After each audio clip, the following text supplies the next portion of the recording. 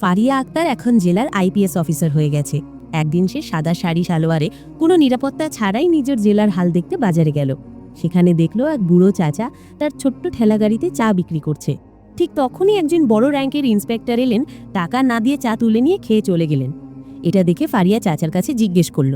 চাচা অসহায় গলায় বললেন, ওই ইন্সপেক্টর সাহেব প্রতিদিন এভাবেই চা খান, কিছু বললে গালাগালি করেন, মারধরের ধমক দেন। আমি গরিব মানুষ, কি করব? পরের দিন ফারিয়া নিজেই চাচার জায়গায় ঠেলার সামনে বসে পড়ল। কিছুক্ষণ পর সেই একই ইন্সপেক্টর এলেন, চা খেয়ে টাকা না দিয়ে হন হন করে চলে যাচ্ছিলেন। ফারিয়া শান্ত গলায় বলল, স্যার, টাকাটা দিয়ে যান।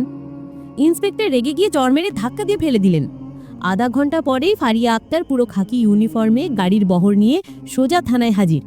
সামনে দাঁড় করিয়ে সেই ইন্সপেক্টরকে তৎক্ষণাৎ সাসপেন্ড করে দিলেন। আর গম্ভীর গলায় বললেন, ইউনিফর্ম তাকাত না, দায়িত্ব। যে দায়িত্ব ভুলে যায় তার এই খাকি পড়ার অধিকার নেই। ফারিয়ার এই অটল সাহসে পুরো থানা থর থর করে কেঁপে উঠল। বাজারের লোক থেকে থানার কম্পাউন্ড সবাই হাততালি দিয়ে উঠল। কিন্তু আফসোস, ফারিয়া আক্তারের এই দুর্দান্ত সাহস ও সততার গল্পটা এখনো কেউ লাইক দেয়নি, কেউ সাবস্ক্রাইব করে উৎসাহ দেয়নি। যদি সত্যি গল্পটা গায়ে লেগে থাকে, তাহলে একটা লাইক আর সাবস্ক্রাইব দিয়ে ফারিয়ার মতো সৎ অফিসারদের উৎসাহ দাও না।